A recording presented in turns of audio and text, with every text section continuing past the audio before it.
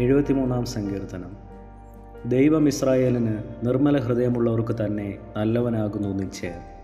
എന്നാൽ എൻ്റെ കാലുകൾ ഏകദേശം ഇടറി, എൻ്റെ കാലടികൾ ഏറെക്കുറെ വഴുതിപ്പോയി. ദുഷ്ടന്മാരുടെ സൗഖ്യം കണ്ടിട്ട് എനിക്ക് അഹങ്കാരികളോട് അസൂയ തോന്നി. അവർക്ക് വേദന ഒട്ടുമില്ലല്ലോ, അവരുടെ ദേഹം തടിച്ചുരുണ്ടിരിക്കുന്നു. അവർ മർത്യരെ പോലെ കഷ്ടത്തിലാകുന്നില്ല, മറ്റു മനുഷ്യരെ പോലെ ബാധിക്കപ്പെടുന്നതുമില്ല. ആകയാൽ ഡംഭം അവർക്ക് മാലയായിരിക്കുന്നു, ബലാത്കാരം വസ്ത്രം പോലെ അവരെ ചുറ്റിയിരിക്കുന്നു. അവരുടെ കണ്ണുകൾ പുഷ്ടി കൊണ്ട് ഉന്തി നിൽക്കുന്നു, അവരുടെ ഹൃദയത്തിലെ നിരൂപണങ്ങൾ കവിഞ്ഞൊഴുകുന്നു. അവർ പരിഹസിച്ച് ദുഷ്ടതയോടെ ഭീഷണി പറയുന്നു, ഉന്നതഭാവത്തോടെ സംസാരിക്കുന്നു. അവർ വായ ആകാശത്തോളം ഉയർത്തുന്നു, അവരുടെ നാവ് ഭൂമിയിൽ സഞ്ചരിക്കുന്നു.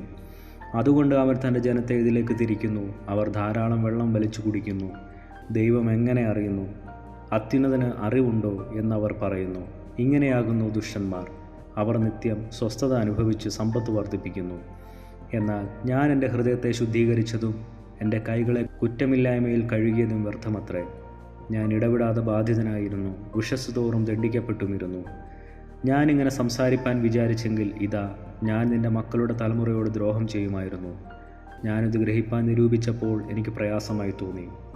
ഒടുവിൽ ഞാൻ ദൈവത്തിൻ്റെ വിശുദ്ധ മന്ദിരത്തിൽ ചെന്ന് അവരുടെ അന്തം എന്താകുമെന്ന് ചിന്തിച്ചു. നിശ്ചയമായി നീ അവരെ വഴുവഴുപ്പിൽ നിർത്തുന്നു, നീ അവരെ നാശത്തിൽ തള്ളിയിടുന്നു. എത്ര ക്ഷണത്തിൽ അവർ ശൂന്യമായി പോയി. അവർ മെരുൾച്ചകളാൽ അശേഷം ഒടിഞ്ഞുപോയിരിക്കുന്നു. ഉണരുമ്പോൾ ഒരു സ്വപ്നത്തെ പോലെ കർത്താവേ, നീ ഉണരുമ്പോൾ അവരുടെ രൂപത്തെ തുച്ഛീകരിക്കും. ഇങ്ങനെ എൻ്റെ ഹൃദയം വ്യസനിക്കുകയും എൻ്റെ അന്തരംഗത്തിൽ കുത്തുകൊള്ളുകയും ചെയ്തപ്പോൾ ഞാൻ പൊട്ടനും ഒന്നും അറിയാത്തവനുമായിരുന്നു. നിൻ്റെ മുമ്പിൽ മൃഗം പോലെയായിരുന്നു. എന്നിട്ടും ഞാൻ എപ്പോഴും നിൻ്റെ അടുക്കലിരിക്കുന്നു. നീ എന്നെ വലങ്കൈക്ക് പിടിച്ചിരിക്കുന്നു.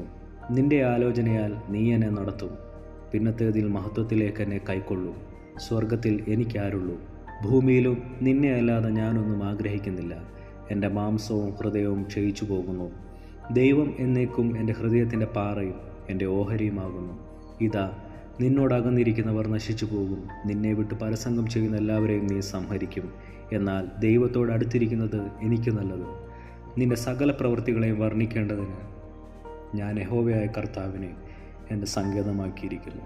ഈ വായിച്ച തിരുവചന ഭാഗങ്ങളാൽ ദൈവം നമ്മെ ഏവരെയും അനുഗ്രഹിക്കുമാറാകട്ടെ.